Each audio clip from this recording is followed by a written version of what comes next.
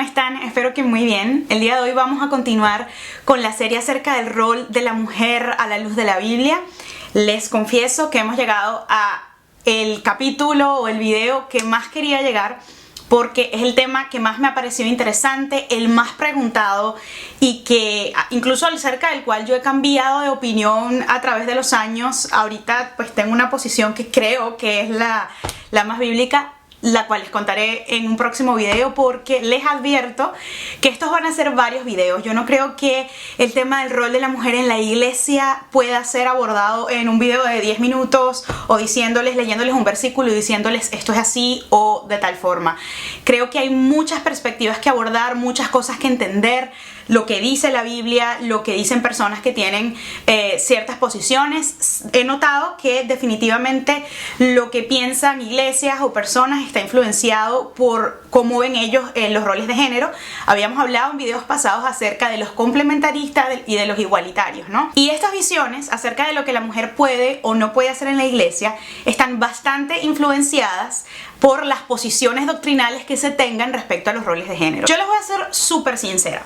Las primeras veces en mi vida que yo leí los versículos de los que vamos a hablar hoy, principalmente estoy hablando de 1 Corintios 14:34 y 1 Timoteo 2 del 11 al 15. Estos son dos versículos que son muy importantes, primero porque sí hablan de una manera bastante específica acerca de cómo debe comportarse una mujer en la iglesia y están especialmente dirigidos a ella, o al menos eso es lo que vemos en principio, y también porque son los dos versículos más usados por aquellos que dicen no, la mujer no debe predicar, la mujer no debe ser pastora, la mujer no debe tener un ministerio público y debe permanecer callada y aprender de su esposo. Así que lo que me gustaría hacer hoy es leer estos versículos, tratar de detenernos en lo que dicen, y luego quisiera comenzar, y seguramente voy a terminar en otros videos porque es muchísima información, a compartirles algunas visiones de personas, teólogos, líderes de la iglesia que han tenido diferentes interpretaciones acerca de lo que realmente significan estos versículos, lo que Pablo realmente quiso decir. Realmente cuando los leemos pareciera que, bueno, está a la vista de todo. Pablo está diciendo que la mujer debe callar, debe estar sujeta a su esposo, debe aprender con toda sujeción, que no enseñe, que no haga, bueno, prácticamente nada público, ¿no? Sin embargo, y no estoy estableciendo desde ya mi posición, creo que hay mucho más que entender desde el contexto en que fueron escritas estas cartas, tanto Primera de Corintios como Primera de Timoteo, y creo que hay argumentos bien interesantes que vale la pena considerar para entender el alcance de esta instrucción y de este mandato. Primera de Corintios 14, del 34 al 35, dice lo siguiente: las mujeres guarden silencio en las congregaciones, porque no se les permite hablar, sino que estén sujetas, como también lo dice la ley. Versículo 35. Si quieren aprender acerca de alguna cosa, pregunten en casa a sus propios maridos, porque a la mujer le es impropio hablar en la congregación. Voy a leerles también 1 de Timoteo 2 del 11 al 15. La mujer aprenda con tranquilidad, con toda sujeción, porque no permito a una mujer enseñar ni ejercer dominio sobre el hombre, sino estar con tranquilidad. Pues Adán fue formado primero y después Eva. Además, Adán no fue engañado, sino la mujer. Al ser engañada, incurrió en transgresión. Sin embargo, se salvará teniendo hijos si permanece en fe, amor y santidad con prudencia. Como les dije, y a pesar de que este video no se va a tratar de mi opinión, voy a serles súper honesta. Las primeras veces en mi vida cuando yo leí estos versículos, yo decía, ¿what? ¿Qué es esto? No entiendo, Dios, no entiendo esto, no me parece compatible con nada de lo que dice el Evangelio. Ya no pienso así, no, pero en el momento lo habré leído como a los 20 años, para ser honesta. Decía, no, pero es que esto no puede ser, o esto ya no aplica, o Señor, esto no es justo, esto es discriminatorio. O sea, yo estaba súper opuesta a estos versículos, pero creo que fue un poco triste de mi parte que yo no quisiera como adentrarme más en estudiar este tema hasta que sí, 14 años después, que dije, bueno, ya va. Esto está en la palabra por una razón. Dios ha permitido que esté en la palabra. Pablo era un hombre de referencia, que todo lo que dijo era dado por el Espíritu Santo. Esto tiene que estar aquí por una razón. Dios no es injusto, Dios no es discriminatorio, Dios ama a la mujer. Entonces, ¿qué es esto? Yo no les voy a dar una respuesta de lo que pienso, de la opinión que me he formado, pero sí quiero comenzar a compartir con ustedes algunas ideas. Van a responder quizá a distintas posiciones, pero les digo desde ya que lo más interesante que encontré fue la opinión de algunos escritores, teólogos, que dicen que esto sí se aplica, pero no se aplica exactamente así. O mejor dicho, que las implicaciones que tiene no son las que la gente o que la sociedad o la iglesia ha creído. Ya me van a entender un poquito más de lo que estoy hablando al respecto. Voy a comenzar acá. Entonces, con analizar un poquito, comencemos por 1 Corintios 14:34, que fue el que leímos. Es claro lo que está diciendo Pablo, nos indica que la mujer debe guardar silencio en las iglesias, en las congregaciones, porque no se les permite hablar, sino que estén sujetas, como también lo dice la ley. Cuando yo leí este versículo la primera vez, creo que ni siquiera me fijé en la parte de como también lo dice la ley. Y luego cuando me fijé dije, bueno, debe ser alguna ley hebrea que yo desconozco, que está por ahí, que sí en Deuteronomio, y no tengo ni idea de qué está hablando. Pero realmente a la ley que se está refiriendo, después de investigar y leer mucho, me di cuenta que todos los autores más conservadores, más progresivos, todos coinciden en que aquí Pablo se está refiriendo a Génesis 3:16. Se las voy a leer, que la tengo por aquí. Dice, a la mujer dijo, esto fue Dios, aumentaré mucho tu sufrimiento en el embarazo, con dolor darás a luz a los hijos. Tu deseo te llevará a tu marido y él se enseñoreará de ti. A esa ley se está refiriendo aquí. Hay un consenso casi absoluto al respecto de los distintos pastores y teólogos. Entonces fíjense, la sujeción de la que está hablando Pablo aquí, según Génesis 3:16, es la sujeción al esposo, que es de la que hablábamos en videos pasados acerca de Efesios 5. Entonces, por eso en el 35 dice, así que si quieren aprender acerca de algo, pregunten en casa a sus propios maridos, porque a la mujer le es impropio hablar en la congregación. Hay una versión en inglés que dice que es disgraceful, es decir, como que es de causa de vergüenza para la mujer hablar en la congregación. Otro tema que les quisiera invitar a pensar, específicamente refiriéndonos a 1 Corintios 14:34, es que si esto es un llamado absoluto a todas las mujeres del mundo para siempre, ¿qué pasa entonces con las mujeres solteras o viudas? Y en este caso, en este contexto, divorciadas. ¿A qué autoridad deben sujetarse? Entonces, la mujer que no podría ir a la iglesia porque no tiene nadie a cuya autoridad sujetarse, o no tiene un marido que le enseñe en casa. ¿Cómo va a aprender entonces esa mujer? Quiero dejarles esto para que lo piensen, porque ¿cómo aplicaríamos este principio a nuestra realidad actual? Una mujer soltera, una mujer viuda, una mujer divorciada, ¿cómo haría si quiere cumplir a cabalidad este principio? Porque no acaba de decir sujétate a tu pastor, no porque no tengamos que ser sujetos a toda autoridad, eso es un principio más general y más universal, sino porque aquí la ley a la que se está refiriendo es el principio de sujeción entre marido y mujer. Y otra pregunta a hacerse es que la ley impone este silencio solo en obediencia a los esposos, como les decía. Entonces la pregunta acá es, si la mujer tiene un esposo que aprueba de su intervención, sino que le pide que haga la intervención, ¿estaría viendo una violación a esta ley? ¿Estaría viendo una violación al principio de sujeción? Si yo sujeta la autoridad de mi esposo, él me dice, sí, ve y enseña, ve y pastoree. Y lo mismo pasa cuando analizamos un poquito más Timoteo 2, porque dice, la mujer aprenda con tranquilidad, con toda sujeción. ¿Sujeción a quién? ¿A quién se va a sujetar? Pues a su esposo. Ese es el sentido en que Pablo lo está diciendo acá. Y por eso dice, no permita a una mujer enseñar ni ejercer dominio sobre el hombre. Hay iglesias, pastores, teólogos que piensan que este dominio no puede ser ejercido sobre ningún hombre y que la sujeción tiene que ser a todos los hombres. Pero hay otros que opinan que según el contexto en el que se esté hablando y la ley a la que nos estamos refiriendo, que es Génesis 3:16, esta sujeción realmente lo que tiene que ver es entre esposos, ¿no? Una mujer sujeta a su marido. Y yo siempre me pregunté por qué el versículo 13 empieza Pablo a dar este argumento. Pues Adán fue formado primero y después Eva. Además, Adán no fue engañado, sino la mujer. Al ser engañada, incurrió en transgresión. Cuando yo leo el versículo 14, yo digo, Señor, pero esto es como si fuera un castigo, ¿no? Como que porque la mujer fue engañada e incurrió en transgresión, entonces no puede hablar. Pero ya vamos a entender por qué Pablo está diciéndole estas palabras a Timoteo. Chicos, y honestamente el versículo que solía ser como más incomprensible para mí era el 15 de 1 de Timoteo 2, porque decía, sin embargo se salvará teniendo hijos si permanece en fe, amor y santidad con prudencia. Yo decía, ¿cómo es eso de que se salvará teniendo hijos? Si uno se salva es por la fe ¿Qué tiene que ver esto? Pero no se preocupen porque hay contexto histórico que nos aclara la razón de las palabras de Pablo.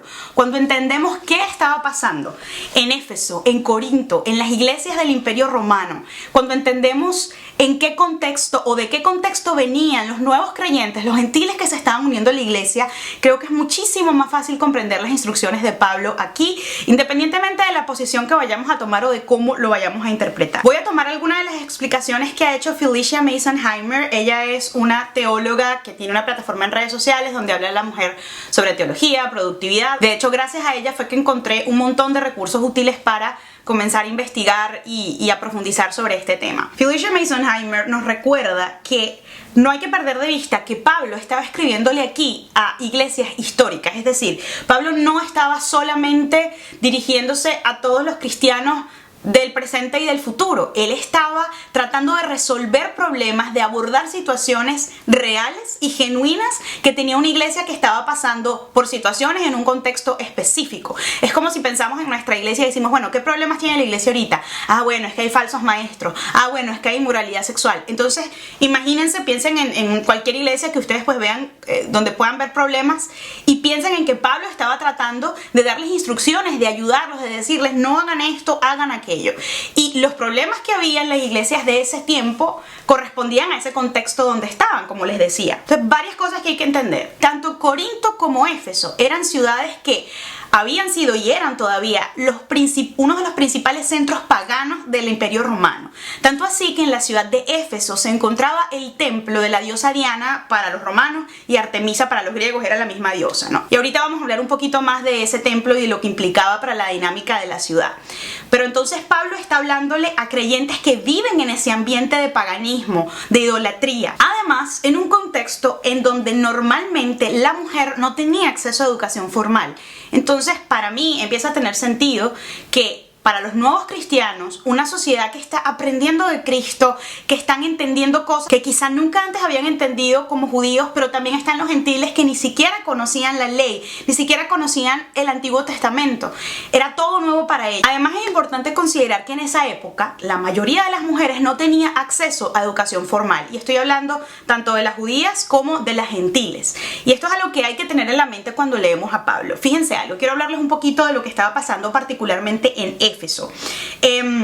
Como les decía, era una de las ciudades principales del Imperio Romano, estaba el templo de la diosa Diana o Artemisa. Este templo era considerado una de las 7 maravillas del mundo antiguo. Tardó 220 años en construirse y tiene que haber tenido una influencia impresionante en la población. Es como si tú vives en una ciudad donde está una de las 7 maravillas del mundo, ¿no? Tiene mucha gente que visita, probablemente hasta la economía de la ciudad gira un poquito alrededor de esa maravilla o de ese templo que está allí. No me voy a meter demasiado en esto, pero quisiera contarles un poquito la visión de los que adoraban y seguían a Diana, que contaba con una importante población femenina porque se trataba como un poco del culto a la diosa. Una de las cosas que empezaron a distorsionar era el hecho de que Eva había nacido primero que Adán y que tenía, por ende, autoridad sobre él. Esto es cuando se empiezan a mezclar como la visión judeocristiana con las creencias paganas. Y fíjense cómo eso todavía existe, no en esta misma situación, pero a veces las creencias bíblicas se mezclan con creencias de brujería o se mezclan con otras idolatrías que uno dice, bueno, ya, pero me estás mezclando las cosas. Eso era lo que estaba pasando en este contexto.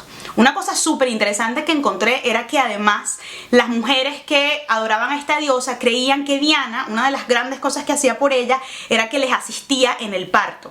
Por eso es que Pablo está aquí hablando de que, ya va, un momentico, Eva no fue primero que Adán, sino que Adán fue primero que Eva. Y luego dice, se salvará teniendo hijos si permanece en fe, amor y santidad con prudencia. Es decir, la que te va a salvar no es esta diosa Diana, el que te va a salvar es Jesucristo, permaneciendo en lo que Él te ha llamado a hacer. Imagínense esta dinámica de una ciudad totalmente pagana e idólatra, pero con gente escuchando de la verdad de Cristo y le llama la atención, pero por ello mismo podía haber mucha distorsión en los nuevos creyentes, que no necesariamente comprendían el evangelio todavía. Así que hasta cierto punto tenía sentido que Pablo le prohibiese a las mujeres enseñar, porque además venían con un sentido de liderazgo y de conocimiento del templo de Diana y había sacerdotisas y tenían un nivel de jerarquía y liderazgo en eso, y cuando llegan a una iglesia cristiana que está comenzando, que está sentando las bases de lo que se cree, Pablo está dando instrucciones, es muy posible que haya habido distorsiones. Algo que me parece muy loable es que Pablo estaba aún así motivando a que la mujer aprendiera en casa. No estaba diciendo, no, la mujer no debe conocer el evangelio, no, la mujer que se quede en casa y que no aprenda, sino que no, aprenda pero sujeta a la enseñanza de su marido. ¿Por qué? Porque los hombres tenían más acceso a la educación formal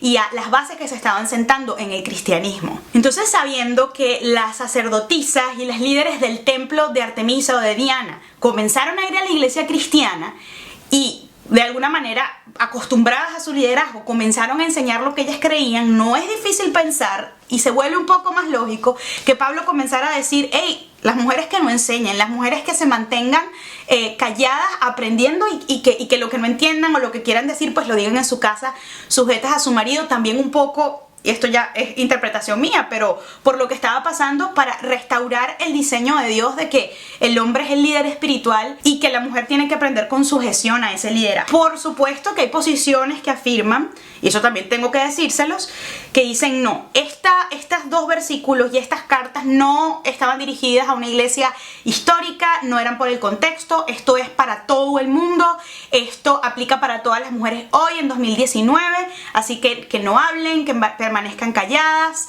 Y también pues hay otros versículos, por ejemplo, que dice que la mujer para estar en la iglesia mientras ora tiene que cubrirse la cabeza, y no entiendo entonces por qué, si tratamos de validar estos versículos, no validamos entonces los de la cobertura de la cabeza, ¿no? En fin, no voy a hablar de ese punto hoy. Sepan que las dos posiciones existen, que yo considero que tienen argumentos lógicos y válidos, pero cuando yo conozco el contexto en el que fueron escritas estas cartas, me es difícil pensar que la intención de Pablo no era resolver un problema del contexto concreto que estaban pasando ellos, ¿no? En especial entendiendo el centro pagano que eran estas ciudades y las distorsiones que podían entrar en la iglesia. Pablo tenía que poner orden, Pablo tenía que establecer reglas. Existen otros argumentos por los cuales hay muchas posiciones que dicen que esta aplicación de Primera de Corintios y de Primera de Timoteo 2 era eminentemente histórica y para establecer un orden y para resolver algunos problemas que estaba pasando la iglesia. Y yo lo encuentro en el registro que hay, tanto en el Antiguo Testamento como en el Nuevo Testamento, de mujeres sirviendo activamente en la iglesia, y no solamente en roles domésticos de limpiar y, no sé, recoger la ofrenda, sino también enseñando, orando y profetizando. Lo que vamos a hacer en el resto del video es entonces repasar y ver en dónde están esas mujeres en la Biblia y encontrar esas evidencias que nos indican que la mujer sí tenía un espacio para enseñar, sí tenía un espacio para profetizar. Vamos a hablar un poquito de qué se trata eso en el próximo video. En Romanos 16, Pablo menciona a la hermana Phoebe, que en inglés es Phoebe, y es muy gracioso porque siempre me recuerda a la de Friends y me la imagino como Phoebe, la de Friends. Ok, no me escuchen, le acabo de quitar seriedad al video. Pablo dice lo siguiente: les recomiendo a nuestra hermana Phoebe, diaconisa de la iglesia que está en Cencrea, para que la reciban en el Señor como es digno de los santos, y que la ayuden en cualquier cosa que sea necesaria, porque ella ha ayudado a muchos, incluso a mí mismo. En el versículo 6 de ese mismo capítulo, Romanos 16, dice: saluden a María, quien ha trabajado arduamente entre ustedes. En el 7, saluden a Andrónico y a Junia, mis parientes y compañeros de prisiones, quienes son muy estimados por los apóstoles y también fueron antes de mí en Cristo. Este versículo, que es el 7, tiene a veces varias traducciones. Tiene traducciones distintas y a veces dice que son muy estimados entre los apóstoles. El nombre Junia es un nombre femenino en el hebreo. Todo esto ha dado lugar a que se piense que Junia era una apóstol. Esto no es algo sobre lo que hay consenso, pero mucha gente lo toma como una evidencia seria de que había mujeres que seguían a Jesús, además de las que vemos reflejadas en la palabra de Dios dentro de los apóstoles. Saluden a Trifena y Trifosa, las cuales han trabajado arduamente en el Señor. Saluden a la amada Pérsida, quien ha trabajado mucho en el Señor. Luego en Hechos 21, estas son menciones rápidas que voy a hacer. Hechos 21, 8 dice: entramos a la casa de Felipe el evangelista, quien era uno de los 7, y nos alojamos con él. Este tenía 4 hijas solteras que profetizaban. ¿Por qué les estoy leyendo esto? Porque quiero que vean cómo en el Nuevo Testamento había mujeres que evidentemente trabajaban en la obra de Cristo, y sí, claro, probablemente cocinaban, probablemente atendían, porque la iglesia que nos narra Hechos es una iglesia donde todos se ocupaban de las necesidades de todos, y probablemente sí, las mujeres tenían una labor doméstica. Pero para mí es difícil pensar que este trabajo que está reconociendo Pablo se limite a un trabajo doméstico o a un trabajo de los típicos que en nuestra sociedad vemos como asignados a la mujer. Y por otro lado, y lo cual para mí es un soporte y una confirmación de que las mujeres han históricamente en el pueblo de Dios servido y que Dios aprueba de este servicio, es lo que encontramos en todo el Antiguo Testamento. Solo voy a mencionar algunas. La primera es Miriam en Éxodo 15:20, cuando habla de que Miriam era una profetisa. Esta era la hermana de Aarón y Moisés, y las profecías que ella da en este pasaje son totalmente validadas y vienen del Señor. Luego en Segunda de Reyes 22 está Hulda, que es otra profetisa de esos tiempos, cuya profecía se valida totalmente en la Biblia. Por otro lado está Débora, a quien encontramos en Jueces 4. Yo no había leído demasiado la historia de Débora, pero realmente me sorprendió, porque a partir del versículo 4 dice: en aquel tiempo gobernaba a Israel Débora, profetisa y esposa de Lapidot. Ella solía sentarse debajo de la palmera de Débora entre Ramá y Betel, en la región montañosa de Efraín, y los hijos de Israel acudían a ella para juicios. Esto era el tiempo en el que Israel era gobernado por jueces, y Débora fue una de esas juezas y además era profetisa, y esto es un liderazgo validado totalmente en el Antiguo Testamento. Nuevamente volvemos al Nuevo Testamento y está la profetisa Ana en Lucas 2:36, y habla muy bien de Ana. Dice que era profetisa, que no se apartaba del templo, servía con ayunos y oraciones de noche y de día, y que en la misma hora acudió al templo y daba gracias a Dios y hablaba del niño a todos los que esperaban la redención de Jerusalén. Yo les pregunto, ¿no creen que este hablar del niño era predicar y era enseñar públicamente? Estaba hablando de la profecía de lo que se cumpliría con Jesús, y esto no era hecho en silencio, y esto no era hecho para sí misma, ¿no? Entonces es interesante ver estos ejemplos. Luego está lo que sucedió en Pentecostés, narrado en el libro de Hechos, y es cuando el Espíritu Santo nos fue dado y las personas comenzaron a tener manifestaciones visibles del Espíritu Santo, a hablar en lenguas, a orar. Y recuerden que en ese momento ahí no solamente estaban los 12 apóstoles, dice que había más de 120 personas entre hombres y mujeres, y una de las cosas que se dijo en Hechos 2:17 era: porque estos no están embriagados como piensan, pues solamente son las 9 de la mañana. Más bien se está cumpliendo lo que fue dicho por el profeta Joel. Y esto es lo que dijo Joel en Joel 2. Sucederá después de esto que derramaré mi espíritu sobre todo mortal. Sus hijos y sus hijas profetizarán. Sus ancianos tendrán sueños y sus jóvenes visiones.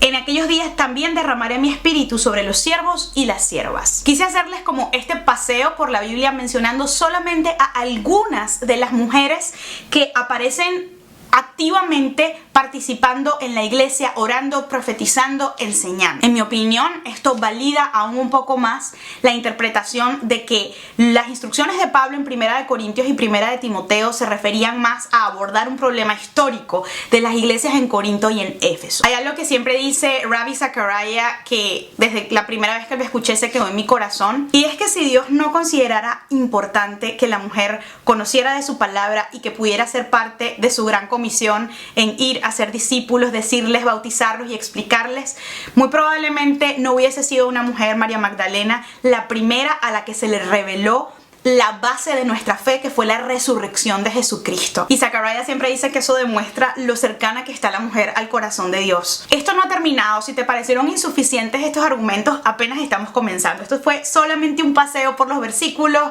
por las referencias bíblicas. Bueno, hasta aquí se los voy a dejar hoy. Creo que fue mucho más largo de lo que quería este video, pero es que es de verdad súper interesante. Espero que les haya ayudado, espero que les edifique. Recuerden, agarren su Biblia, lean ustedes mismos, busquen ustedes mismos. En la cajita de información les voy a dejar varios enlaces que me parecen bastante útiles, y nos vemos en el próximo video, donde vamos a hablar si entonces a la luz de esto la mujer puede enseñar, la mujer puede orar públicamente, puede profetizar, y si la mujer puede ser pastora. Bueno, ese va a ser un video diferente. Espero que les haya gustado y nos vemos en el próximo.